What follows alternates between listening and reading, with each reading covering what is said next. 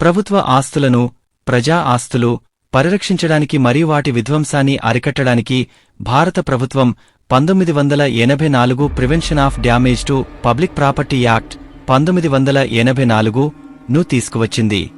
ఆందోళనలు లేదా సమ్మెల సమయంలో ప్రభుత్వ ఆస్తులకు నష్టం వాటిల్లినప్పుడు ఈ చట్టం కిందకైన శిక్షలు ఉంటాయి. ఈ చట్టంలోని ముఖ్యమైన సెక్షన్లు మరియు వాటి వివరాలు. సెక్షన్ 3 ప్రభుత్వ ఆస్తులకు నష్టం కలిగించడం, mischief causing damage to public property.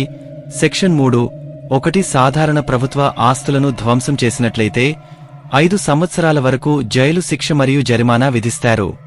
Section 3(2) నీరు, విద్యుత్, రవాణా, టెలికమ్యూనికేషన్స్, ఫ్యాక్టరీలు లేదా ఆయిల్ సంస్థలు వంటి అత్యవసర మరియు కీలకమైన సేవలకు సంబంధించిన ఆస్తులను ధ్వంసం చేస్తే కనీసం 6 నెలల నుండి 5 సంవత్సరాల వరకు కఠిన జైలు శిక్ష మరియు జరిమానా ఉంటుంది. సెక్షన్ 4 అగ్నిప్రమాదాలు లేదా పేలుడు పదార్థాలతో నష్టం, mischief by fire are explosive substance. ఎవరైనా సరే అగ్నిప్రమాదాలు లేదా పేలుడు పదార్థాలను ఉపయోగించి ప్రభుత్వ ఆస్తులను తగలబెడితే లేదా ధ్వంసం చేస్తే కనీసం 1 సంవత్సరం నుండి 10 సంవత్సరాల వరకు కైన కారాగార శిక్ష మరియు భారీ జరిమానా పడుతుంది. సెక్షన్ 5 బెయిల్ నిబంధనలు, స్పెషల్ ప్రొవిజన్స్ రిగార్డింగ్ బెయిల్. ఈ చట్టం కింద అరెస్టు అయిన వ్యక్తులకు బెయిల్ పొందడం చాలా కష్టం. ప్రాసిక్యూషన్ ప్రభుత్వ తరపు న్యాయవాదులు కు వాదనలు వినిపించడానికి అవకాశం ఇవ్వకుండా మరియు సరైన కారణాలు చూపకుండా కోర్టులు బెయిల్ మంజూరు చేయవు. చట్టం యొక్క ప్రాముఖ్యత మరియు సుప్రీంకోర్టు ఆదేశాలు. ప్రజా ఆస్తులు అనేవి ప్రజలందరి సౌకర్యం కోసం ఏర్పాటు చేసినవి.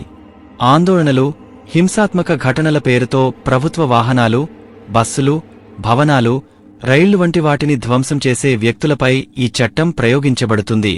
సుప్రీంకోర్టు స్పష్టమైన ఆదేశాల ప్రకారం అటువంటి సంఘటనలలో ప్రభుత్వ ఆస్తులను ధ్వంసం చేసిన వారి నుంచే మార్కెట్ విలువ ప్రకారం నష్టపరిహారం వసూలు చేసే వీలు కూడా ఉంది. చట్టం యొక్క పూర్తి నిబంధనల గురించి మరింత సమాచారం తెలుసుకోవడానికి ఇండియా కోడ్ వెబ్సైట్ను సందర్శించవచ్చు. ఈ నెల 7వ తేదీ రేవూరు విలేజ్ లో బోయిళ్ల రవీందర్ రెడ్డి సన్ ఆఫ్ జయచంద్రారెడ్డి వయసు 38 సంవత్సరాలు రెడ్డి గారి అబ్బాయి ఒక అతను సోమశల నుంచి ఆత్మకూరు టౌన్ కి వచ్చే మంచినీటి పైప్ లైన్ ఏదైతే ఉందో దాని మీద బోర్ వేసి కావాలని చెప్పి దాన్ని డ్యామేజ్ చేశారు.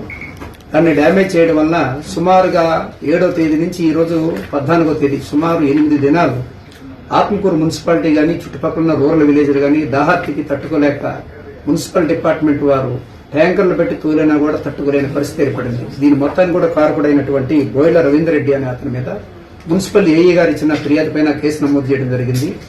కేసు నమోదు చేసి ఆయన పైన ప్రభుత్వ ప్రాపర్టీ ఏదైతే గవర్నమెంట్ ప్రాపర్టీ ఏది ఉందో దాన్ని ధ్వంసం చేసిన కేసుగా నమోదు చేసి దర్యాప్తు చేశారు మా అనంతసాగర్ మెస్సయ్య గారు. దానిలో భాగంగా ఆయన ఇక్కడి నుంచి పరారై బెంగళూరు వెళ్లాడనే సమాచారం ఉంటే ఈ రోజు నెల్లూరుపాలెం దగ్గర తన మధ్యాహ్నం అరెస్ట్ చేయించాము. అరెస్ట్ చేసి ఈ రోజు కోర్టులో ప్రొడ్యూస్ చేయడం జరుగుతుంది. దీని ద్వారా మన ప్రెస్ మిత్రుల ద్వారా సమాజానికి మన ఆత్మకూరు చుట్టుపక్కల ఏరియాలో తెలియజేసేది ఏంటంటే ఎవరైనా సరే ఉద్దేశపూర్వకంగా చేసినా కావాలని చేసినా తెలియక చేసినా గానీ ప్రభుత్వ ప్రాపర్టీని ఏ డిపార్ట్మెంట్ సంబంధించి అయినా గవర్నమెంట్ ప్రాపర్టీని డ్యామేజ్ చేస్తే వాళ్ళ మీద కఠినమైన చర్యలు తీసుకోబడతాయి. కఠినమైన సెక్షన్లు పెట్టి వాళ్ళని జైలుకి పంపించడం, అట్లానే రౌడీ షీట్ కూడా ఓపెన్ చేసి వాళ్ళని కంట్రోల్ చేయడం అనేది జరుగుతుంది. ఇది ఇలా వదిలిపెడితే కనీసము దాన్ని బాగు చేయడానికి 2-3 లక్షల రూపాయలు డబ్బులు పట్టినాయి. అంతమంది దాహార్తి తీర్చాలంటే మున్సిపాలిటీ వారికి చాలా కష్టమైంది. ప్రతి ఒక్కరు బాధపడుతున్నారు. ఈ అన్ని కూడా ఎసెన్షియల్ గూడ్స్ అంటారు. పాలు, మందులు, మంచినీరు అనేది ఎసెన్షియల్ గూడ్స్ కింద వస్తుంది. ఇలాంటి నీరు అందకుండా చేసి స్లమ్ ఏరియాస్ లో గానీ బోర్ లేని వాళ్ళు గానీ సాధారణ ప్రజలు చాలా ఇబ్బందులకు గురైపోయారు.